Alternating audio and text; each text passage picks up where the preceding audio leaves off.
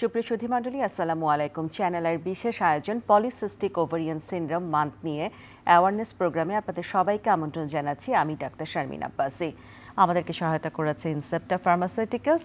দর্শক, আপনারা অনেকেই জানেন September polycystic ovary awareness month. পুরো বিশ্ব জুড়েই এই অ্যাওয়ারনেস মান্থকে সামনে রেখে নানান আয়োজন করা হয়। বাংলাদেশেও আমাদের যারা গাইনোকোলজিস্ট রয়েছেন, যারা ফার্টিলিটি স্পেশালিস্ট রয়েছেন, এই দিনটিকে এবং এই মাসটিকে কেন্দ্র করে তারা কিন্তু পুরো মাস জুড়েই নানান রকম সচেতনতার আয়োজন করেন। তারা নানান রকম এডুকেশনাল প্রোগ্রাম, সায়েন্টিফিক প্রোগ্রাম করেন এবং অনেকে ক্লিনিক্যালিও রোগীদেরকে বিশেষভাবে সেবা দিয়ে যাচ্ছেন। এই মাসকে কেন্দ্র করেই আসলে আলাপচারিতার যে জায়গাটি রয়েছে সেটি নিয়ে আমরা আজকে কথা বলবো। আজকের এই আয়োজনের প্রথম পর্বে আমরা পলিসিস্টিক ওভারি সিনড্রোমের সাধারণ দিকগুলো নিয়ে যেমন আলোচনা করব, তেমনি পলিসিস্টিক ওভারিয়ান সিনড্রোম এবং ইনফার্টিলিটি। আমার সঙ্গে আজকে অতিথি হিসেবে আছেন অধ্যাপক doctor Laila Arjuman Banu, chief consultant Labaid specialist hospital. আমার সঙ্গে আছেন বাংলাদেশের স্বনামধন্য ফার্টিলিটি স্পেশালিস্ট অধ্যাপক Maruf Siddiqui, chief consultant Dhaka fertility centre. প্রথমে অধ্যাপক লায়লা আরজুমান বানু, আপনার কাছ থেকে জানতে চাই নারী স্বাস্থ্যের এই রোগটির জায়গায় সচেতনতা কেন দরকার এবং সাধারণ মানুষ আসলে কিভাবে বুঝবে যে তিনি বা তার পরিবারের কেউ এই ধরনের সমস্যায় পড়েছেন বা পড়তে যাচ্ছেন? আমরা সবসময় বলি যে কোনো একটা বিশেষ দিবস মানেই যে শুধু সেই দিবসই এই কার্যক্রম চলবে তা না। আমরা দিবসটা এই জন্য রাখি যে যাতে মানুষ মনে করে এবং এই দিবসটা যেন সারা বছরই মোটামুটি থাকে। আমরা যখন প্রাথমিক অবস্থায় পোস্ট গ্র্যাজুয়েশন পড়াশোনা করি তখন খুব চমৎকার একটা কথা ছিল স্টেইন-লেভেলথেন সিনড্রোম। তো সিনড্রোম মানেই একটা চমৎকার ব্যাপার, দেখতে সেই সিনড্রোমে কী থাকবে না থাকবে, তার চিকিৎসাকে, এটা নিয়ে আমরা কিন্তু তখন খুব সচেতন ছিলাম। মাঝখানে আর আসলে এটা নিয়ে খুব বেশি কিছু কথাবার্তা হয়নি। তো পরে আবার আমরা এখন দেখলাম যে এই পলিসিস্টিক ওভারি সিনড্রোম যেটা, তার কিন্তু ব্যাপ্তি অনেক বেশি। তার একটা হেরিডিটারি ব্যাপার আছে, পারিবারিক ইতিহাস আছে, জেনেটিক্স আছে এবং এটা কিন্তু পরবর্তীতে চিকিৎসা না করালে দেখা যাচ্ছে যে জরায়ুর ক্যান্সার পর্যন্ত হতে পারে। তো কাজেই আমরা অবশ্যই সচেতন হয়েছি এবং আমরা চেষ্টা করছি যাতে আমরা আমাদের চিকিৎসা মানে আমাদের যারা রোগী আছেন তাদেরকে আমরা সচেতন করার জন্য। মানে এটা একটি হরমোনাল সমস্যা আমরা বলতে পারি। কিভাবে বুঝবেন একজন রোগী কি লক্ষণগুলো দেখলে যে তার এই সমস্যাগুলো হচ্ছে?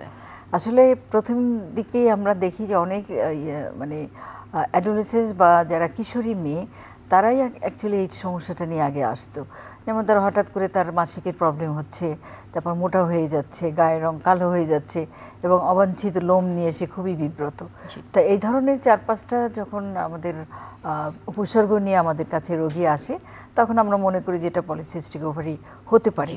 আর এটা কনফার্ম করার জন্য আমরা একটা আলট্রাসোনোগ্রাফি করি এবং আলট্রাসোনোগ্রাফিতে এটা একবার গোল্ডেন স্ট্যান্ডার্ড বলা যায়। খুব চমৎকারভাবে ছোট ছোট সিস্ট ওভারির চারপাশে থাকে এবং সেটা দিয়ে আমরা বুঝতে পারি যে এটা পলিসিস্টিক ওভারিয়ান সিনড্রোম। অনেক ধন্যবাদ ম্যাডাম আপনাকে। পিসিওএস থাকা মানেই কি আমার বন্ধ্যাত্ব হবে কিনা, ঠিক এই জায়গাটিতে আশঙ্কা কতটুকু আছে বা থাকলেই বা করণীয় কি, কিংবা পিসিও এবং ইনফার্টিলিটি যদি একসাথে থাকে তার জন্য আলাদা কোনো লক্ষণ হবে কিনা, এই বিষয়গুলো নিয়ে জানতে চাই অধ্যাপক ডক্টর মারুফ সিদ্দিকী আপনার কাছে। পিসিও মানে কিন্তু বন্ধ্যাত্ব নাও হতে পারে। অনেক পেশেন্ট আছে তারা পিসিওতে সাফার করছেন, হয়তো 1-2টা বাচ্চাও তাদের আছে, তারা জানেন না। পরবর্তী কোনো কারণে একটা ইনসিডেন্টাল ডায়াগনোসিস হিসাবে আল্ট্রাসোনোগ্রাম করতে গিয়ে দেখা গেছে সে পিসিও। কাজে পিসিও মানেই বন্ধ্যাত্ব, ব্যাপারটা ঠিক না। তবে অনেক পিসিও রোগীর কিন্তু বন্ধ্যাত্বের সমস্যাটা দেখা যায়। এখানে একটা ছোট ব্যাপার বলি যে পলিসিস্টিক ওভারি, রোগীদের কিন্তু একটা ধারণা থাকে যে আমাদের অনেকগুলো সিস্ট আছে, এই কারণে বাচ্চা হতে সমস্যা হচ্ছে, কিন্তু এগুলোকে আসলে সিস্ট, এগুলো কিন্তু সিস্ট না। এগুলো অপরিণত ডিম্বাণু যেগুলো হরমোনাল তারতম্যের কারণে বাড়তে পারছে না বা আলটিমেটলি গিয়ে ওভুলেশন হচ্ছে না, যার ফলে মেয়েটার ইনফার্টিলিটি প্রবলেম দেখা দিচ্ছে। এর সাথে দেখা যায় মেয়েটার বিএমআই বেশি, ওজন বেশি এবং ফাস্টিং ইনসুলিন লেভেল এগুলো যদি বেশি থাকে, তার যদি প্রপার ডায়েট কন্ট্রোল না থাকে, তাহলে আস্তে আস্তে মাসিক ইরেগুলার হয় এবং বন্ধ্যাত্বের সমস্যা দেখা দেয়। ফলে পলিসিস্টিক ওভারির অনেক মেয়েরই, বিশেষ করে যখন বয়স বাড়তে থাকে এবং ওজন বাড়তে থাকে, বন্ধ্যাত্বের সমস্যা দেখা দিতে পারে। বাট এগুলোর কিন্তু প্রতিটার ভালো ভালো চিকিৎসা অ্যাভেলেবেল আছে। অনিয়মিত মাসিক এবং আলট্রাসোনো ফাইন্ডিংয়ে পলিসিস্টিক ওভারি, সেই ক্ষেত্রে আসলে বন্ধ্যাত্ব হওয়ার চান্স কতটুকু থাকবে? যদি অনিয়মিত মাসিক হয় এবং তার আলট্রাসাউন্ড ডায়াগনোসিস হয় পলিসিস্টিক ওভারি, তাহলে কিন্তু কারণটা বুঝেই যাচ্ছে তার ওভুলেশন হচ্ছে না, অর্থাৎ অ্যানোভুলেশন হচ্ছে। সেক্ষেত্রে তার বেসিক পরীক্ষাগুলো সিম্পল ব্লাড সুগার, থাইরয়েড এবং প্রোল্যাক্টিন প্রোফাইল এবং ভেরি ভেরি ইম্পর্ট্যান্ট হাজব্যান্ডের সিমেন অ্যানালাইসিস প্রোফাইল যদি ভালো থাকে সেক্ষেত্রে কিন্তু তার বন্ধাত্বের সম্ভাবনা আছে, কিন্তু এগুলোর সমাধান খুব ভালো আছে। তার ডিম্বাণু তৈরি হচ্ছে না, ডিম্বাণু তৈরির জন্য আমরা ওষুধ দিব।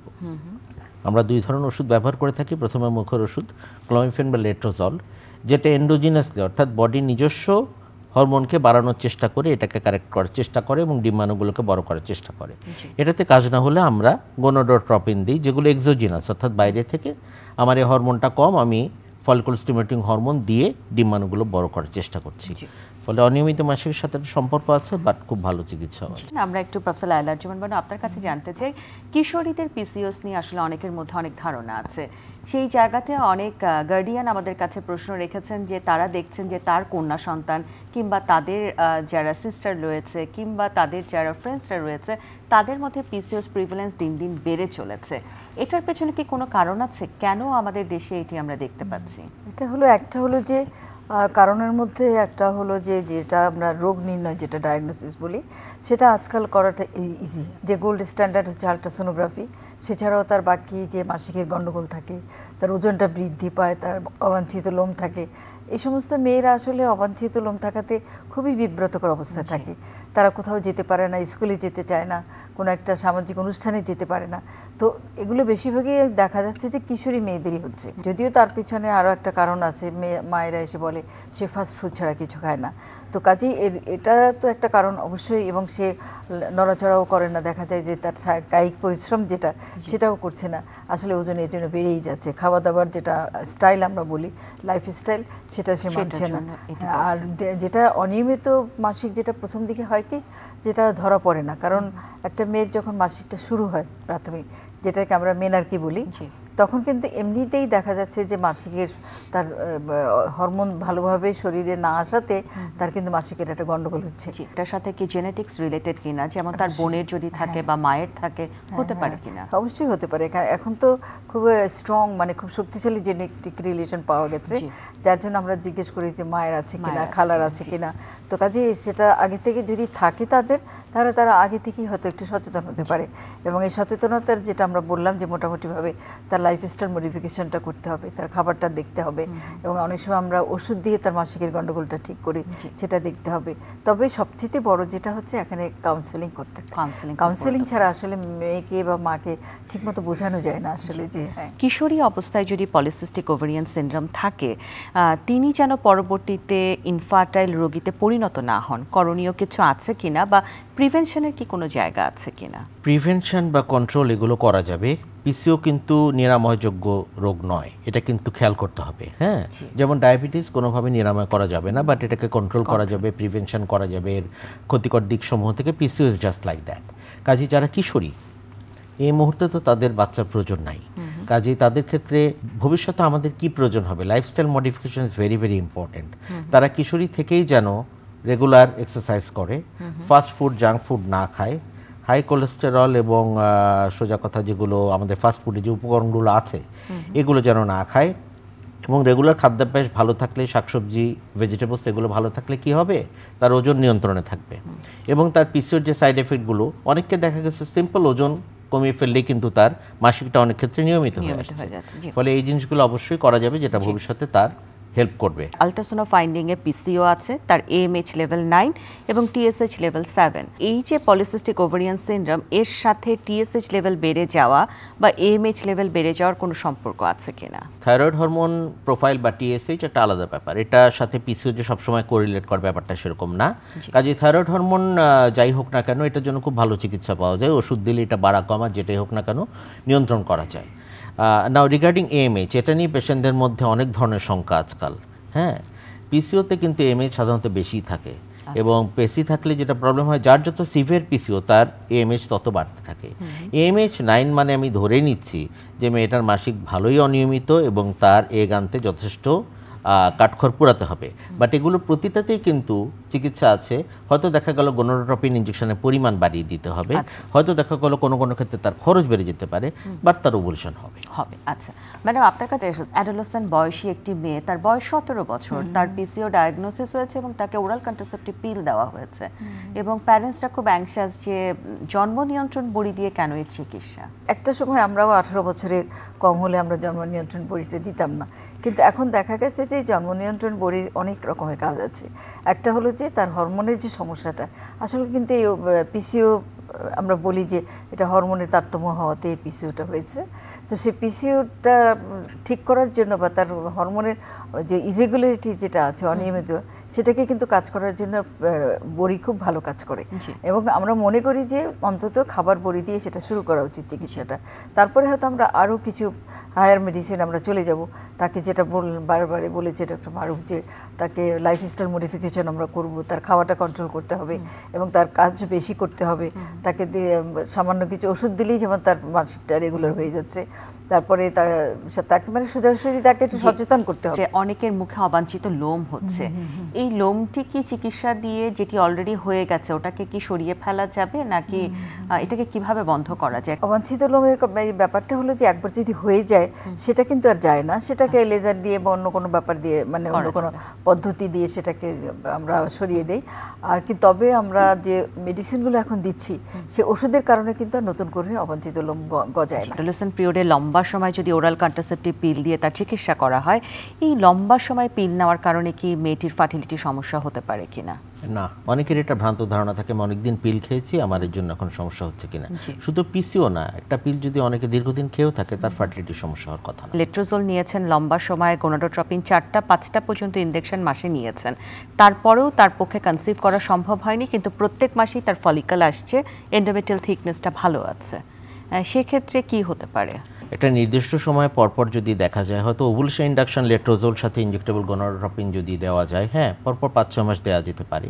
কিন্তু যদি ফলিকুলোমেট্রি করে দেখা যায় যে অ্যাজ ইউ সেড যে সব কিছু ভালো আছে, তারপর সে কনসিভ করছে না, তাহলে তখন তার টিউব দেখতে হবে। আইদার সেটা হিস্টেরো হতে পারে, স্যালাইন ইনফিউশন সোনোগ্রাফি হতে পারে, অথবা ল্যাপারোস্কোপি হতে পারে। এটা পেশেন্ট প্রোফাইলের উপর ডিপেন্ড করবে। জি, পিসিও থাকা মানেই হচ্ছে আইভিএফ ছাড়া তার কোনো সমাধান নেই। এই জায়গাটিতে আমি যদি সঠিক তথ্য আমার রোগীদেরকে দিতে চাই, সঠিক তথ্য হচ্ছে পিসিও ট্রিটমেন্ট কিন্তু আসলে আইভিএফ না, হ্যাঁ আচ্ছা, বরং পিসিওতে একটা সুবিধা, কারণ এএমএইচ বেশি থাকে, আমি প্রচুর ডিম পাচ্ছি, মেয়েটাকে অনেক বয়স পর্যন্ত তাকে ট্রিটমেন্ট করা যায়। কাজে পিসিওর সাধারণ ট্রিটমেন্ট হওয়া উচিত তাকে ওভুলেশন ইন্ডাকশন দেওয়া, যদি সিমেন ভালো থাকে, পরবর্তীকালে টিউব দেখা, তারপরও না হলে আইইউআই করা যেতে পারে। তবে পিসিওতে আমরা আইভিএফে কখন যাব? যদি আমরা মনে করি এএমএইচ ইজ টু হাই, আমরা কোনোভাবেই তাকে এগানতে পারছি না, অথবা একবার এগানতেই তাকে আমার হিউজ পরিমাণ ইনজেকশন দিতে হচ্ছে, যার কারণে চিকিৎসা অনেক ব্যয়বহুল হয়ে যাচ্ছে। যদি আমরা দেখি সব ধরনের চিকিৎসা আমরা করে ফেলেছি, স্টিল পেশেন্ট এখনও প্রেগনেন্ট হয়নি, অথবা সাথে অন্য কোনো কারণ আছে, পিসিওর সাথে টিউবার ব্লক, পিসিওর সাথে হাজব্যান্ডের প্রবলেম, তখন আমাদের আইভিএফে যেতে হতে পারে। বাট পিসিওতে আইভিএফে গেলে কিন্তু সম্ভাবনা অন্যদের থেকে ভালোই, কারণ প্রচুর ডিম পাওয়া যায়, প্রচুর এমব্রায়ো তৈরি করে রাখা যায়, ফলে যাদেরকে আইভিএফে যেতে হয় তাদেরও সম্ভাবনা কিন্তু ভালো থাকে। ম্যাডাম, আপনার কাছে একটা জিনিস জানতে চাচ্ছিলাম, তো পিসিওস এর জটিলতার জায়গাগুলো যদি জানতে চাই গাইনোকোলজিক্যাল, এবং কোনো মারা আমাদেরকে জানিয়েছেন যে আমরা অনিয়মিত মাসিকের কথা বলছি, কিন্তু তার সন্তানের দেখা যাচ্ছে পিসিও আছে, সাথে কিন্তু এক্সেসিভ ব্লিডিং হচ্ছে, এই সমস্যাগুলো কেন হয়? এক্সেসিভ ব্লিডিং আসলেই হচ্ছে হরমোনাল তারতম্যের জন্য। হরমোনের যেটা ঠিকমতো যে হরমোনটা থাকার কথা সেটা কম আছে, বা যেভাবে থাকার কথা সেই রেশিওটা ঠিক নাই, তো তখন এই হরমোনের প্রবলেমের জন্য অনেকের হয় কি দেখা যায় যে 3-4 মাস তার মাসিক হচ্ছে না, আবার যখন মাসিক শুরু হলো তখন আর থামছে না। তো কাজে এটাও একটা বললাম যে কাউন্সেলিং আমাদের করতে হবে। আর এটা যে প্রথমেই যে আমরা জন্ম নিয়ন্ত্রণ বড়ি যেটা বলেছি ওটা আমরা দিচ্ছি, এবং যে পিসিওতে কিন্তু ফার্টিলিটি খুব ভালো, মানে সাকসেস রেট অনেক ভালো। এই জন্য ভালো যে ওখানে দেখা যাচ্ছে যে মাত্র 5% ওজন কমালে অথবা তাকে একটু হরমোনাল ট্রিটমেন্ট দিলেই সে কনসিভ করে যাচ্ছে। আমরা বলি যে বরং ফার্টিলিটির জন্য পিসিও পেশেন্টদের আমরা প্রেফার করি যে খুব তাড়াতাড়ি করে সফলতা অর্জন করতে পারি। তো কাজে আমাদের এটাই আমি যেটা বারে বারে বলছি যে কাউন্সিলিংটা খুব ইম্পর্টেন্ট। মাকেও কাউন্সিল করতে হবে এবং মেয়েকেও কাউন্সিল করতে হবে। আমাদের মা এবং পরিবার বলতে কি এবং পেশেন্টকে খুব ভালো করে বোঝাতে হবে যে আসলে ও যদি 5% ওজনও কমাতে পারে, তাহলে তার এমনিতেই ভালো হয়ে যাবে তার সব কিছু, তার কোনো ওষুধ খাওয়া লাগবে না আসলে। ফার্টিলিটি স্পেশালিস্টদেরকে যারা দেখাতে আসেন তারা অনেক বিষয় নিয়ে ভয় আছে, সেখান থেকে তারা বিভিন্ন প্রশ্ন রাখেন। তাদেরকে মেটফর্মিন এবং মায়োনিসিটল জাতীয় ওষুধ দেওয়া হয়েছে অনেকবার যেন ফার্টিলিটিটা বাড়ে। এটার আসলে কতটুকু প্রয়োজন আছে? এগুলোকে আমরা বলি অ্যাডজুভেন্ট ড্রাগস, অর্থাৎ চিকিৎসা শুরু করার আগে এগুলো দিয়ে আমরা চেষ্টা করি যে সেন্সিটিভিটি বাড়ানোর, হ্যাঁ, যাতে ওষুধগুলো পরবর্তীকালে ভালো কাজ করে। মেটফর্মিন এবং মায়োনিসিটল দুটোই এখন ব্যাপকভাবে প্রচলিত। আনফর্চুনেটলি মেটফর্মিনের ডোজটা অনেক বেশি লাগে, প্রায় 2.5 গ্রাম, যেই ডোজে অনেকে টলারেট করতে একটু অসুবিধা হয়, কারণ কিছু গ্যাস্ট্রোইন্টেস্টাইনাল সাইড এফেক্ট থাকে। মায়োনিসিটল রিলেটিভলি একটা নিউয়ার ড্রাগ। মায়োনিসিটল একইভাবে দেখা যাচ্ছে যে কিছু পেশেন্টের সেন্সিটিভিটি বাড়াতে হেল্প করে। দুইটার মধ্যে পার্থক্য হচ্ছে এখানে অনেকে কেবলমাত্র মেটফর্মিন ইউজ করে, অনেকে কেবলমাত্র মায়োনিসিটল ইউজ করে, অনেকে উভয়ই ইউজ করে। তে ট্র্যাডিশনালি বেশিরভাগ কনসেনসাস হচ্ছে যে মানুষ মায়োনিসিটল দিয়ে শুরু করা যেতে পারে, মেটফর্মিন আস্তে আস্তে টাইট্রেট করে বাড়ানো যেতে পারে, মায়োনিসিটল 3 মাস পরে বন্ধ করে মেটফর্মিনটা কন্টিনিউ করে এরপরে ওভুলেশন ইন্ডাকশন শুরু করলে অনেক পেশেন্টের ক্ষেত্রে আমরা ভালো রেজাল্ট পাচ্ছি। পিসিওএস হয়েছে, এখন প্রেগন্যান্সি চলছে, তারা ভয় পাচ্ছেন যে তাদের প্রেগন্যান্সি ডায়াবেটিস অথবা হাইপারটেনশন এগুলো কি একটু বেশি হওয়ার কোনো সম্ভাবনা আছে কিনা? এখন কথা হলো যে একদম আমরা অস্বীকার করতে পারি না যে কিছুটা রিলেশন নেই, যে অনেক সময় দেখা যায় যে এইসব রোগীদের ডায়াবেটিসটাও বেশি হচ্ছে। বিশেষ করে যেটা আমি বললাম প্রথম দিকে, যেদের কিন্তু এন্ডোমেট্রিয়াল ক্যান্সার, যেটা জরায়ুর যে লাইনিংটা আছে সেখান থেকে ক্যান্সারটা হচ্ছে। তো এটা কিন্তু আগে আমাদের জানা ছিল না, যার জন্য হয় কি যে আমরা এইসব রোগীদের কিন্তু চিকিৎসা না করে ফেলে রাখি না। এক ওভারিতে পিসিও আর এক ওভারিতে এন্ডোমেট্রিওটিক সিস্ট, এরকম একটি রিপোর্ট এসেছে আল্ট্রাসাউন্ডে। তো দুটো সমস্যা কি একসাথে কখনো থাকতে পারে কিনা? হ্যাঁ, থাকতে পারে। আচ্ছা, আজকাল তো আমরা দেখি 3টা বড় বড় সিস্ট, 3 রকমের। একটা চকোলেট সিস্ট, একটা হচ্ছে একদম সিম্পল সিস্ট মিসিনাস, আর একটা হচ্ছে কি ডার্ময়েড। তো এগুলো অদ্ভুত ধরনের ব্যাপার আজকাল আমরা পাই অনেক সময়। যেটি ল্যাপারোস্কোপি করা হয়েছে পিসিওএস এর জন্য। বিফোর দ্য ল্যাপারোস্কোপি তার এএমএইচ লেভেল ছিল 9, এখন তার এএমএইচ লেভেল 3.2। এখন তার চান্স অফ প্রেগন্যান্সি কেমন হবে বা এটি কেন কমলো? একটা কথা হচ্ছে যে যখন ল্যাপারোস্কোপিক ওভারিয়ান ড্রিলিং করা হয় জেনারেলি তার কিছুদিন পরে এমএইচ কিন্তু কিছুটা কমবে, কারণ ওভারিতে ড্যামেজ করা হচ্ছে এবং এটা ইন্টেনশনালি করা হয়। একটু কমলে কিন্তু তার অনেক সময় ওভুলেশন বেটার হয় এবং অথবা কম ওষুধে তাকে ওভুলেশন করানো যায়। ল্যাব টু ল্যাব কি এই রিপোর্টটা ভ্যারি করতে পারে? Lab to lab report vary করতে পারে। এমএইচ নিয়ে আমরা খুব সমস্যায় আছি, lab to lab wide variation হচ্ছে। তবে আমি বলবো যে স্টিল 3 তো অনেক ভালো। যতগুলো পর্যায়ে অফ ট্রিটমেন্ট আছে পিসিও অ্যান্ড ইনফার্টিলিটি, সব নিশ্চয়ই বাংলাদেশে এখন এভেইলেবল। ডেফিনেটলি, শুধু এখন না, অনেক দিন ধরে অ্যাভেলেবল। হ্যাঁ, কারণ বিশেষত পিসিওদের তো আমাদের যেটা আমি আগেই মেনশন করেছি যে সুবিধা, প্রচুর ডিম পাওয়া যায়, ফলে তাদের দেখা যায় যে ইভেন যদি এআরটিতেও যেতে হয়, বিএফএও যেতে হয়, তাদের প্রচুর এমব্রাও তৈরি করে রাখা যায়, যেগুলো ফ্রিজ করে রাখা যায়। ইক্সি বাংলাদেশে হয় কিনা? ইক্সি বাংলাদেশে হচ্ছে গত 25 বছর ধরে প্রায়, হ্যাঁ, এবং বর্তমানে বাংলাদেশের অন্তত 25টা সেন্টার রেগুলার ইক্সি করে। ম্যাডাম, আপনার কাছে একটু জানতে চাই, একটা বয়স 45 ইয়ার্সের দিকে উনি চলে গেছেন, ওনার পিসিওর হিস্ট্রি ছিল, এখন এই রোগীগুলোর কি আর রেগুলার ফলো আপে আসতে হবে কিনা আপনাদের কাছে? আসলে 45 ইয়ার্স যখন হয়ে গেছে আমরা মনে করি যে সে মেনোপজের দিকে এগিয়ে যাচ্ছে, কিন্তু আমরা কিন্তু এরকম পেশেন্ট পাই যে দেখা যাচ্ছে যে তার পিসিও ডায়াগনোসিস হচ্ছে। তো ওই সমস্ত রোগীকে আমরা অ্যাক্টিভ কোনো ট্রিটমেন্ট দিই না, যে তাকে কোনো ওভারি সিস্ট যেটা আমরা ড্রিলিং করব বা ইয়াং বয়সে যে সমস্ত আমরা অ্যাক্টিভ ট্রিটমেন্ট দিতাম সেটা দিই না। আমরা যেটা করি ওই যে সুপারভিশনটাই, 6 months to 1 year দেরি হয়। যদি তার পিসিও থাকে তাহলে আমরা, আমার মনে হয় এভরি 6 months আমরা একটা এন্ডোমেট্রিয়াল স্যাম্পলিং নিতে পারি, এবং সেটা খুবই ইজি। হিস্টোস্কোপি করে আমরা আউটডোর থেকে একটা স্যাম্পল নিয়ে আমরা দেখতে পারি, সেটা অবশ্য করা উচিত। কারণ যদি কারো পিসিওএস এর হিস্ট্রি থাকে, মেনোপজে যাওয়ার পর উনি পোস্ট মেনোপোজাল হরমোনাল থেরাপি এটি নিতে পারবেন কিনা? হ্যাঁ, তা নিতে পারে। আজকাল অনেক অন্য সিনথেটিক বা অন্য কোনো ইনগ্রেডিয়েন্টস দিয়েও সেগুলো হয়, তো সেগুলো দেখা যাচ্ছে যে আমরা ইচ্ছা করে দিতে পারি এবং তাতে কোনো সমস্যা হয় না। আইইউএর প্রিপারেশন নিচ্ছিলেন, তার পিসিও আছে এবং তার এইচসিজি দিয়ে ট্রিগার করার পর তীব্র পেটে ব্যথা হয়েছে এবং তাকে চিকিৎসক বলেছেন যে স্টিমুলেশনটা হয়তো একটু হাইপার হয়ে গেছে এরকম কোনো কিছু, এবং ওই সাইকেল আসলে তার আর আইইউএ করা হয়নি, তিনি যেটি জানিয়েছেন। সেই জায়গা থেকে কি এরকম হতে পারে পারে বা এটা হওয়ার চান্সটা কাদের ক্ষেত্রে বেশি হতে পারে? এটা হতে পারে, আমার মনে হয় চিকিৎসক সঠিক কাজই করেছেন। সম্ভবত ওই সাইকেলে 3টা 4টা বা 5টা ফলিকল চলে এসেছিল, ফলে উনি মনে করেছেন এবং যার কারণে ট্রিগার করার পরে ইসিজিতে ট্রিগার করার পরে 5টাই যদি ওভুলেশন হয় তখন বিপুল পরিমাণ কিন্তু ফ্লুইড পাউচে পড়ে, তখন পেশেন্টের পেরিটোনাইটিস হয় এবং পেশেন্টের পেট ব্যথার কমপ্লেন করে।